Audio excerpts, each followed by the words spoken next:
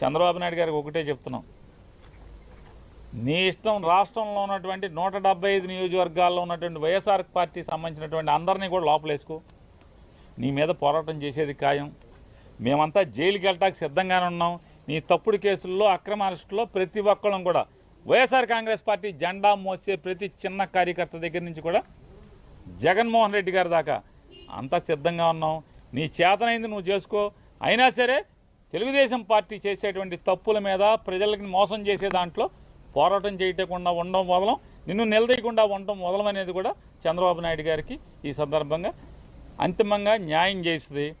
జగన్మోహన్ రెడ్డి గారిని దగ్గర నుంచి కుటుంబాన్ని నువ్వు ఎవరిని వేధించదలుచుకున్నా మేము న్యాయ పోరాటం చేస్తాం, ధర్మ పోరాటం చేస్తాం. ఖచ్చితంగా నీ మీద తిరుగుబాటు చేసి రాజకీయ పోరాటం కూడా చేసి అన్నింటిని కూడా ఎదుర్కొని ఖచ్చితంగా 2029కి మీ ప్రభుత్వాన్ని పడదయడానికి కావాల్సినటువంటి ప్రతి పోరాటాన్ని చేస్తాం.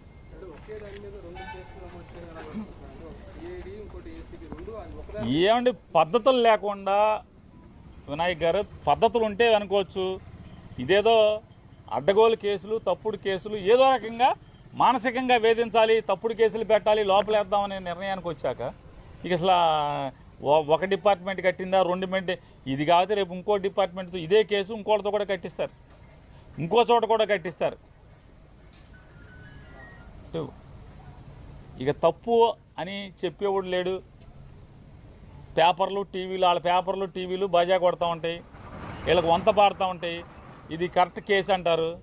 మామూలుగా ఇంతమందిని పొలం అమ్మిన వాళ్ళు ముద్దాయిగా లేరు. జోగి రమేష్కి పొలం అమ్మింది ఎవరు? పొలం అమ్మిన వాళ్ళు ముద్దాయిలుగా ఉన్నారా? వాళ్ళు ఎందుకు లేరు, ముద్దాయిలుగా రారు అంటే అయితే సాక్ష్యంగా తీసుకురావాలి, లేదా చంద్రబాబు నాయుడు గారు చుట్టాలన్న అవ్వాలి, రెండిట్లు ఏదో ఒకటి అవ్వాలి. వాళ్ళని బెదిరించి సాక్ష్యంగా అన్నా పెట్టాలి. వీళ్ళని అమ్మిన వాళ్ళు తింటో లేరు, కొనుక్కున్నోళ్ళు లేరు. జోగి రమేష్ ఒక్కడే, జోగి రమేష్ గారి కుటుంబం ఒక్కళ్ళే ముద్దాయిలుగా ఉంటారు, ఆఫీసులో వాళ్ళు ఉంటారు. అంతిమంగా అరెస్టులు చేసి అక్రమంగా తప్పుడు కేసులు కట్టి మీ మానసిక ఆనందం పొందుతారేమో కానీ అల్టిమేట్గా కోర్టులు ఉన్నాయి. ఖచ్చితంగా కోర్టులో ఫైట్ చేయటం, న్యాయంగా మేము న్యాయాన్ని ఆశ్రయించి న్యాయస్థానాలను ఆశ్రయించి గెలవటం ఖాయం.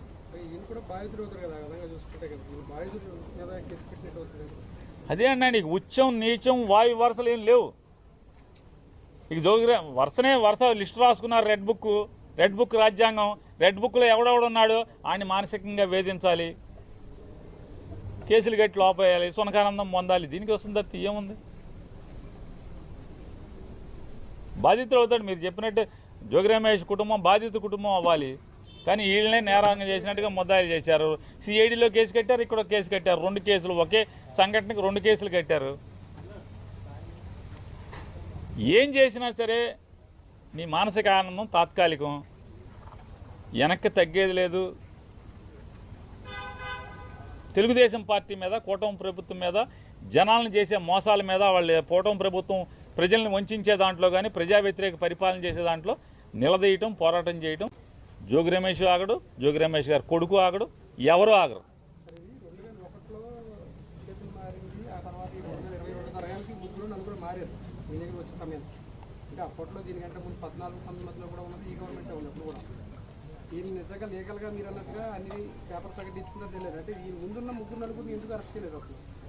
సార్ ఇయే కాదండి, అగ్రిగోల్డ్ ఆస్తులు బోల్డన్నీ ఉన్నాయి. చంద్రబాబు నాయుడు గారు మనుషులే కొనుక్కున్నారు అగ్రిగోల్డ్ ఆస్తులు. చంద్రబాబు నాయుడుతో రోజు పక్కన ఉండేవాళ్ళే కొనుక్కున్నారు. ఎవరిని అరెస్టులు చేయరు. ఇది అగ్రిగోల్డ్ ఆస్తి కాదు, అగ్రిగోల్డ్ జీవోలో ఇచ్చిన సర్వే నంబరు కాదు. పోనీ గవర్నమెంట్ నిజంగానే ఆ నంబర్ తీసుకుని సర్వే చేస్తే ఈ భూమి అయితే పోనీ మన జోగి రమేష్ గారు వాళ్ళ కుటుంబాన్ని ఏదోటి వేధించవచ్చు. అది కాదు కదా. ఆ సర్వే నెంబర్ తీసుకొచ్చి ఫీల్డ్ సర్వే చేసినా కూడా ఆ భూమి ఇది కాదు. ఆ భూమి ఎక్కడ ఉంది, ఈ భూమి ఎక్కడ ఉంది. నిజంగానే జోగి రమేష్ గారి కుటుంబం తప్పు చేస్తే ఎవరైనా ఎందుకు వస్తారు? ఎవరైనా జోగి రమేష్ గారు మాత్రం బాధపడేదే ఉంటుంది. ఇక్కడ అక్రమ కేసు కాబట్టి ఎవరైనా సరే అంటే తండ్రిని ఏమీ చేయలేక పిల్లలను కూడా నువ్వు కక్ష సాధించడానికి కేసులో తప్పుడు కేసులు పెడుతున్నావు అనేది ఇక్కడ సమాజం బాధపడేది ఎవరైనా సరే. అంటే రాజకీయ కక్ష కోసం ఎంతకన్నా బరిదెగించి వెళ్తారు వీళ్ళు. తండ్రిని ఏమీ చేయలేక కొడుకుని అన్యాయంగా అక్రమంగా ఇరికిస్తున్నారని చెప్పని ఇవాళ పొద్దున్న జోగి రమేష్ గారి భార్య మాట్లాడుతుంది, నీకు పిల్లలు ఉన్నారయ్యా, మనవడు ఉన్నాడు, కొడుకున్నాడు, ఇవన్నీ ఉసురు పోసుకుంటున్నారనే చెప్తుంది ఆవిడ. నిజంగా చేసి ఉంటే మమ్మల్ని లోపల ఏమని చెప్తున్నారు, ఉరేసుకుంటామని చెప్తున్నారు కదా రమేష్ గారు. నిజంగా ఇది తప్పే అయిన కనుక నిరూపిస్తే ఖచ్చితంగా మేము ఉండమని చెప్తున్నాడు ఆయన. ఈ పాపాలకు అంతం లేదు, ఖచ్చితంగా ఈ పాపాలని పటాపంచీలు చేసేదానికి అందరం పోరాడతాం. ఉచ్చం నీచం వాయు వరుసలు ఏం లేవు. ఇక వరుస లిస్టు రాసుకున్నారు, రెడ్ బుక్ రాజ్యాంగం. రెడ్ బుక్లో ఎవడెవడున్నాడో ఆయన మానసికంగా వేధించాలి, కేసులు కట్టి లోపేయాలి, సునకానందం పొందాలి. దీనికి వస్తుంది తప్ప ఏముంది? బాధితులు అవుతాడు. మీరు చెప్పినట్టు జోగి రమేష్ కుటుంబం బాధిత కుటుంబం అవ్వాలి, కానీ వీళ్ళనే నేరాంగం చేసినట్టుగా ముద్దాయిలు చేశారు. సిఐడిలో కేసు కట్టారు, ఇక్కడ కేసు కట్టారు. 2 కేసులు, ఒకే సంఘటనకి 2 కేసులు కట్టారు. ఏం చేసినా సరే నీ మానసిక ఆనందం తాత్కాలికం, వెనక్కి తగ్గేది లేదు.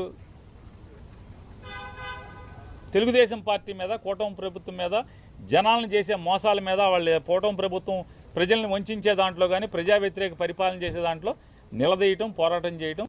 జోగి రమేష్ ఆగడు, జోగి రమేష్ గారు కొడుకు ఆగడు, ఎవరు ఆగరు.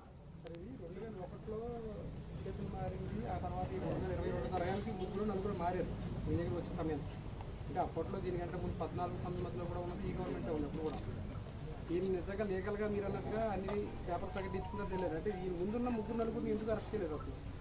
సార్ ఇవే కాదండి, అగ్రిగోల్డ్ ఆస్తులు బోల్డన్నీ ఉన్నాయి. చంద్రబాబు నాయుడు గారు మనుషులే కొనుక్కున్నారు అగ్రిగోల్డ్ ఆస్తులు. చంద్రబాబు నాయుడుతో రోజు పక్కనుండేవాళ్ళే కొనుక్కున్నారు. ఎవరిని అరెస్టులు చేయరు. ఇది అగ్రిగోల్డ్ ఆస్తి కాదు, అగ్రిగోల్డ్ జీవోలో ఇచ్చిన సర్వే నంబరు కాదు. పోనీ గవర్నమెంట్ నిజంగానే ఆ నంబర్ తీసుకుని సర్వే చేస్తే ఈ భూమి అయితే పోనీ మన జోగి రమేష్ గారు వాళ్ళ కుటుంబాన్ని ఏదో వేధించవచ్చు. అది కాదు కదా. ఆ సర్వే నెంబర్ తీసుకొచ్చి ఫీల్డ్ సర్వే చేసినా కూడా ఆ భూమి ఇది కాదు. ఆ భూమి ఎక్కడ ఉంది, ఈ భూమి ఎక్కడ ఉంది. నిజంగానే జోగి రమేష్ గారి కుటుంబం తప్పు చేస్తే ఎవరైనా ఎందుకు వస్తారు? ఎవరైనా జోగి రమేష్ గారు మాత్రం బాధపడేదే ఉంటుంది. ఇక్కడ అక్రమ కేసు కాబట్టి ఎవరైనా సరే, అంటే తండ్రిని ఏమీ చేయలేక పిల్లలను కూడా నువ్వు కక్ష సాధించడానికి కేసులో తప్పుడు కేసులు పెడుతున్నావు అనేది ఇక్కడ సమాజం బాధపడేది ఎవరైనా సరే. అంటే రాజకీయ కక్ష కోసం ఎంతకన్నా బరిదెగించి వెళ్తారు వీళ్ళు. తండ్రిని ఏమీ చేయలేక కొడుకుని అన్యాయంగా అక్రమంగా ఇరికిస్తున్నారని చెప్పాను. ఇవాళ పొద్దున్న జోగి రమేష్ గారి భార్య మాట్లాడుతుంది, నీకు పిల్లలు ఉన్నారయ్యా, మనవడు ఉన్నాడు, కొడుకున్నాడు, ఇవన్నీ ఉసురు పోసుకుంటున్నారనే చెప్తుంది ఆవిడ.